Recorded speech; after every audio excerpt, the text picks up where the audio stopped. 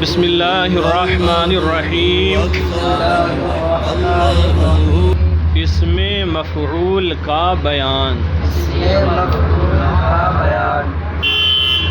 یہ درس نمبر 16 چل رہا ہے۔ اسی درس میں کل اسم فاعل کا بیان ہوا تھا، آپ کو اسم فاعل کا بیان پڑھایا تھا۔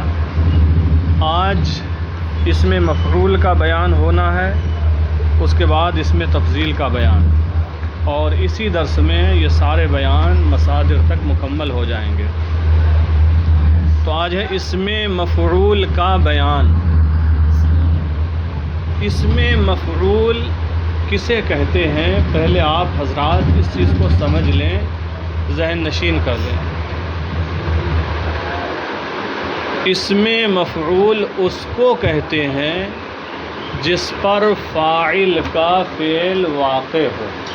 فاعل کا، جیسے ہم کہیں گے کہ خالد نے مارا، تو خالد مارنے والا ہے، کام کرنے والا ہے، اور کام کرنے والے کو فاعل کہتے ہیں، تو خالد فاعل ہے۔ اس نے کام کیا کیا؟ مارنے کا، تو مارنا فعل ہے۔ خالد نے مارا عابد کو، کس کو؟ تو یہ مار پڑی کس پہ؟ عابد پر۔ اور مفعول کس کو کہتے ہیں؟ مفعول اس کو کہتے ہیں جس پر فاعل کا فعل واقع ہو۔ تو فاعل کا فعل یعنی خالد کا مارنا کس پر واقع ہوا؟ عابد پر، تو عابد مفعول ہوا۔ ہم کہیں حرمین نے کاپی پھاڑی یا ورق پھاڑا، تو اس میں فاعل کون ہے؟ حرمین، اور کام کیا ہے؟ پھاڑنا۔ یہ پھاڑنا واقع کس پر ہوا؟ کاپی پر، تو کاپی مفعول ہو۔ جس پر فاعل کا فعل واقع ہو وہ مفعول ہے۔ ہم کہیں نام آپ کا؟ طالب نے رسی توڑی، یا کہیں طالب نے ڈھیلا پھینکا۔ طالب نے، تو اس میں فاعل کون ہے؟ طالب، اور فعل کیا ہے؟ پھینکنا۔ فعل کیا ہے؟ اور پھینکنے کا کام کس پر واقع ہوا؟ ڈھیلے پر، تو ڈھیلا مفعول ہوگا۔ یا ہم کہیں رضوان نے کھانا کھایا۔ رضوان نے، تو فاعل کون ہے؟ فعل کیا ہے؟ کھانا، یعنی کھانے کا جو عمل ہے یہ، اور مفعول کیا ہے؟ کھانا، جو کھانے کی چیز ہے۔ تو مفعول وہ ہے جس پر فاعل کا فعل واقع ہو۔ اب کتاب میں دیکھیں، اسم مفعول وہ اسم ہے جو ایسی ذات کو بتائے جس پر فعل واقع ہوا ہو۔ اسم مفعول وہ اسم ہے جو ایسی ذات کو بتائے جس پر فعل واقع ہوا ہو۔ ابھی تک ہم آپ کو جو سمجھا رہے تھے وہ مفعول تھا، وہ کیا تھا؟ اور یہ اسم مفعول ہے۔ اسم مفعول اس ذات کو بتائے گا جس پر فاعل کا فعل واقع ہوا ہو۔ اس کا پہچاننا بھی آسان ہے اسم مفعول کا، اور بنانا بھی آسان ہے فارسی میں۔ تو دیکھیں، اسم مفعول وہ اسم ہے جو ایسی ذات کو بتائے جس پر فعل واقع ہوا ہو۔ جس پر فعل واقع ہو۔ بنانے کا طریقہ کیا ہے؟ سب سے آسان اسم مفعول بنانے کا طریقہ سب سے آسان، گفتن مصدر ہے، نون ہٹا دو، کیا بچا؟ نون ہٹا کر ہا لگا دو، گفتہ، اسم مفعول بن گیا۔ یعنی مصدر کا نون ہٹا کر ہا لگا دو، یا یوں کہو نون کو ہا سے بدل دو۔ پروردن، نون کی جگہ ہا رکھ دو۔ خفتن، نون کی جگہ ہا رکھ دو۔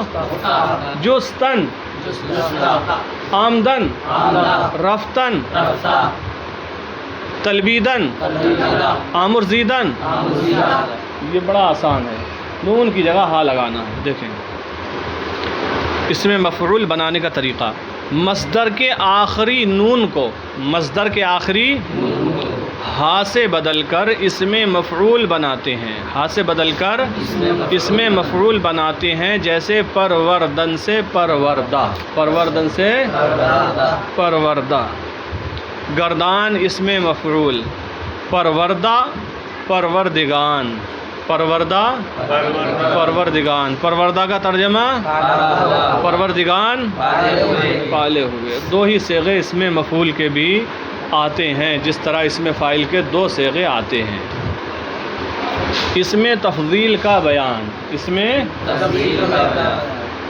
یہ اس میں تفضیل کیا ہوتا ہے؟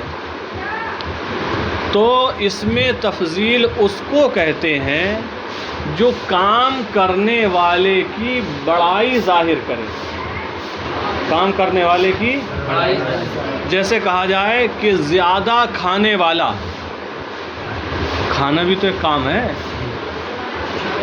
کھانا بھی ایک کام ہے، سونا بھی ایک کام ہے، جاگنا بھی ایک کام ہے، پڑھنا بھی ایک کام ہے۔ زیادہ کھانے والا، جو کام کرنے والے کی بڑائی بیان کرے ہر ایک چیز میں، زیادہ کھانے والا اس میں فاعل ہے، زیادہ وہ اس میں تفضیل ہے۔ زیادہ پڑھنے والا کیا ہے؟ زیادہ پینے والا، زیادہ سونے والا، زیادہ بھاگنے والا، زیادہ چوری کرنے والا، زیادہ رونے والا، اچھا زیادہ پینے والا، زیادہ سوچنے والا، یعنی اس میں معنی کی زیادتی ہوگی، اس میں معنی کی زیادتی ہوگی، وہ اس میں تفضیل ہے۔ دیکھیں اس میں تفضیل وہ اس میں ہے جو کسی کام کرنے والے کی بڑائی ظاہر کرے، اس میں تفضیل وہ اس میں ہے جو کسی کام کرنے والے کی بڑائی ظاہر کرے۔ بنانے کا طریقہ آسان ہے، بنانے کا طریقہ آسان ہے۔ اس میں فاعل کا صیغہ واحد کیا ہوتا ہے؟ جلدی سے، اس میں فاعل کا واحد صیغہ پرورندہ، کیا ہے اس میں فاعل کا صیغہ واحد کیا ہے؟ اس میں تر لگا دو، اس میں تفضیل کا واحد کا صیغہ بن گیا، تر لگا دو، پرورندہ، تر میں الف نون لگا دو، تران، یہ جمع کا صیغہ بن گیا اس میں تفضیل کا۔ اس میں فاعل کے صیغہ واحد میں آپ تر لگا دو، کیا لگا دو؟ پر نہیں بلکہ تر لگا دو، گیلا کر دو اس کو، تر لگا دو تو کیا بن گیا؟ اس میں تفضیل کا، اس میں تفضیل کا صیغہ واحد بن گیا، اور اس میں تفضیل کا جمع کا صیغہ بنانا ہے تو اس کے واحد کے صیغے میں ہی الف نون لگا دو، تران ہو جائے گا۔ ٹھیک ہے، دیکھیں بنانے کا طریقہ، اس میں فاعل کے آخر میں تر زیادہ کر کے اس میں تفضیل بناتے ہیں، اس میں فاعل کے آخر میں تر زیادہ کر کے اس میں تفضیل بناتے ہیں، جیسے پرورندہ سے پرورندہ تر، پرورندہ تر کا ترجمہ کیا ہوگا؟ اور خورندہ تر اور خفتندہ تر، جی گردان اس میں تفضیل، پرورندہ تر، پرورندہ تران۔ نیچے پھر ہیں حسب سابق سوالات۔ سوال نمبر 1، اس میں تفضیل کی تعریف کرو، تعریف اوپر لکھی ہے۔ اس میں تفضیل وہ اسم ہے جو کسی کام کرنے والے کی بڑائی ظاہر کرے۔ سوال نمبر 2، اس میں تفضیل کیسے بناتے ہیں؟ طریقہ لکھا ہے کہ اس میں فاعل صیغہ واحد کے آخر میں تر زیادہ کر کے اس میں تفضیل بناتے ہیں۔ اتنا بڑھا لینا آپ، اس میں فاعل صیغہ واحد کے آخر میں تر زیادہ کر کے اس میں تفضیل بناتے ہیں، جیسے پرورندہ سے پرورندہ تر۔ سوال نمبر 3، نوی سندہ سے اس میں تفضیل کی گردان کرو، کرو شانب گردان۔ نوی سندہ تر، نوی سندہ تران۔ ٹھیک ہے، نوی سندہ تر، نوی سندہ تران۔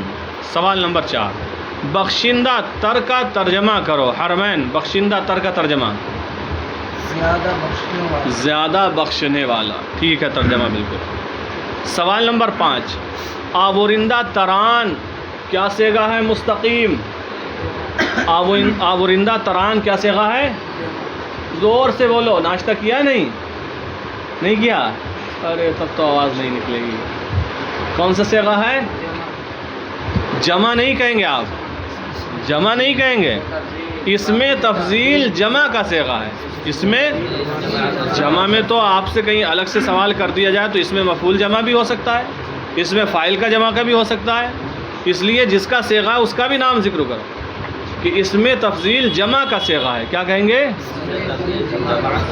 جی.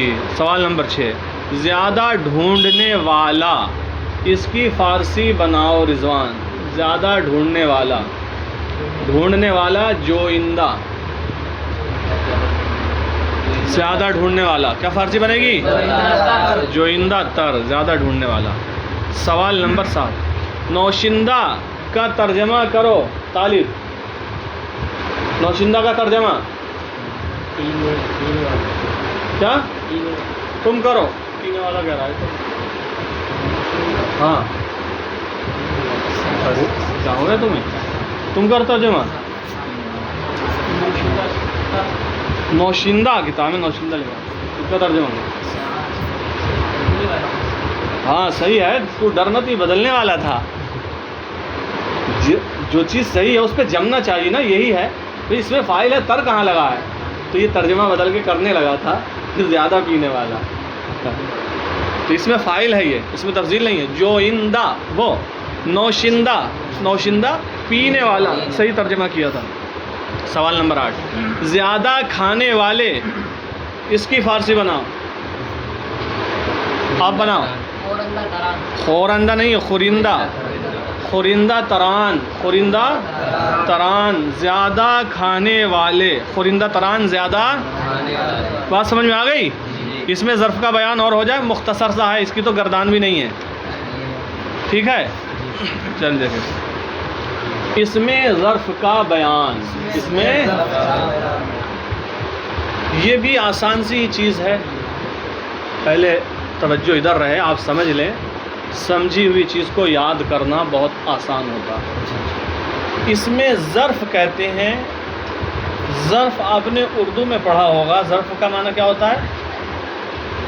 کہیں پڑھا ہوگا برتن, ذا سے ظروف, کچھ برتن رکھے ہوتے ہیں, فوٹو چھپا ہوتا ہے اردو کی کتاب میں. تو جو اس میں ظرف آتا ہے, فارسی کا اس میں ظرف ہو یا پھر عربی زبان میں آئے گا, تو ظرف کی 2 قسمیں ہوتی ہیں. ظرف کی 2 قسمیں, ایک ہوتی ہے ظرف زمان, ایک ہوتی ہے ظرف مکان. ظرف زمان جو زمانے کو بتائے, ظرف مکان جو مکان یعنی جگہ کو بتائے. جو تو ظرف جو ہوتا ہے کسی بھی کام کے کرنے کے وقت کو بتاتا ہے.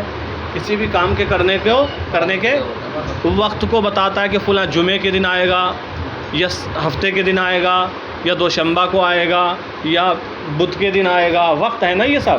اس ہفتے آئے گا, اگلے ہفتے آئے گا, اس مہینے آئے گا, اگلے مہینے آئے گا, 2 دن بعد آئے گا. یہ سب وقت ہے. اس سال آئے گا, اگلے سال آئے گا, عید کے دن آئے گا, 10 محرم کو آئے گا, ربیع الاول شریف کو آئے گا. تو یہ جو ظرف ہوتا ہے یا تو یہ کام کرنے کے وقت کو بتاتا ہے یا کام کرنے کی جگہ کو بتاتا ہے. میں نے مدرسے میں پڑھا, میں نے مسجد میں نماز پڑھی, میں نے یہ چیز بازار سے خریدی. تو مسجد ایک جگہ ہے, بازار ایک جگہ ہے. میں نے کمرے میں پڑھا, کمرہ ایک جگہ ہے. تو ظرف مکان جو ہوتا ہے یہ کام کی جگہ کو بتاتا ہے, اور ظرف زمان جو ہوتا ہے یہ کام کرنے کے وقت کو بتاتا ہے. تو یہاں اتنی تفصیل نہیں کی ہے, ہم تفصیل سے اس لیے بتا رہے ہیں تاکہ آپ اچھے طریقے سے سمجھ سکیں. دیکھیں, اس میں ظرف کا بیان. اس میں ظرف وہ اسم ہے جو کسی کام کی جگہ یا وقت کو بتائے. اب بات سمجھ میں آ گئی؟ اس میں ظرف وہ اسم ہے جو کسی کام کی جگہ یا وقت کو بتائے. اس میں ظرف بنانے کا طریقہ کیا ہے؟ اس میں ظرف بنانے کا طریقہ کیا ہے؟ تو طریقہ بتا رہے ہیں. اس کے اصل میں بنانے کے طریقے کئی ایک ہوتے ہیں, کوئی ایک طریقہ فکس نہیں ہے کہ کسی کے آخر میں یہ لگا دو. کئی طریقے ہیں. یہاں پر انہوں نے 2 طریقے ذکر کیے ہیں. آپ فارسی قواعد و انشاء پڑھیں گے ششماہی کے بعد, اس میں کئی طریقے بیان کیے گئے ہیں. ابھی یہاں جو 2 ہیں آپ یہ پڑھ لیں. دیکھیں بنانے کا طریقہ. حاصل مصدر کے آخر میں, کس کے آخر میں؟ اب یہ حاصل مصدر کیا ہے؟ تو حاصل مصدر کا بیان آگے آ رہا, اگلے صفحے پہ ہے. اور جو مصادر دیے گئے ہیں ان میں مصادر میں, ٹھیک ہے, حاصل مصدر بھی لکھ دیا گیا جو اوپر لکھا نا معنی مصدر، اس خانے میں یہ سب حاصل مصدر ہے. نہیں، حاصل مصدر مصدر ہے، معنی مصدر ہے، مضارع ہے، امر ہے، قیاسی، سماعی، اس میں مفعول، حاصل مصدر. دیکھ رہے ہیں آخر سے دوسرا خانہ جو ہے مصادر میں، تو ہر مصدر کے بعد اس کا حاصل مصدر لکھا ہوا ہے. نکالنے کا طریقہ آسان ہے. دیکھیں، حاصل مصدر کے آخر میں گاہ بڑھا کر اس میں ظرف بناتے ہیں. حاصل مصدر کے آخر میں کیا بڑھائیں گے؟ گاہ بڑھا کر اس میں ظرف بناتے ہیں. جیسے آرام سے آرام گاہ، آرامیدن کا حاصل مصدر ہوگا آرام.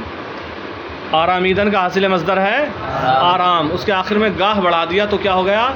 آرام گاہ. آرام گاہ کا ترجمہ کیا ہوگا؟ آرام کی جگہ یا آرام کا، آرام کرنے کی جگہ یا آرام کرنے کا وقت. ایک طریقہ ہوا حاصل کے مصدر کے آخر میں گاہ بڑھا دیتے ہیں تو کیا بن جاتا ہے؟ اس میں ظرف بن جاتا ہے. دوسرا طریقہ، کبھی امر سے پہلے، فعل امر سے پہلے کسی اسم کو ملا دیتے ہیں. فعل امر سے پہلے، بعد میں نہیں، فعل امر سے پہلے کسی اسم کو ملا دیتے ہیں اور اس میں ظرف بن جاتا ہے. جیسے زر خیز، جو خیز ہے یہ فعل امر ہے. خیز جو ہے فعل امر ہے. آپ خا والے مصادر پر آ جائیے. خواستن، اور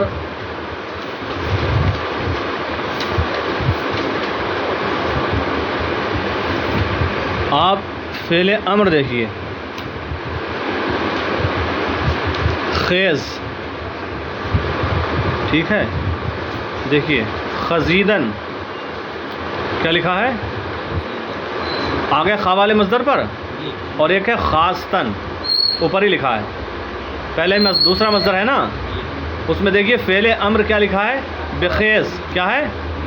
تو بات تو ہٹ جائے گا، امر کا بخیز لکھا ہے. آپ اسی سے پہلے زر لگا دیجئے تو کیا بن گیا؟ زرخیز. کیا بن گیا؟ زرخیز. کبھی امر سے پہلے کسی اسم کو ملا دیتے ہیں، کبھی امر سے پہلے کسی اسم کو ملا دیتے ہیں. جیسے زرخیز، خیز پہلے امر تھا، اس سے پہلے زر لگا دیا تو اب ترجمہ کیا ہوگا؟ سونا پیدا ہونے کی جگہ، سونا پیدا ہونے کی جگہ. لہذا آپ حضرات اس میں مفعول، اس میں تفضیل، اس میں ظرف کی گردان بنانے کا طریقہ یاد کر کے آئیں اور جو سوالات ہیں ان کے جوابات لکھ کر لائیں.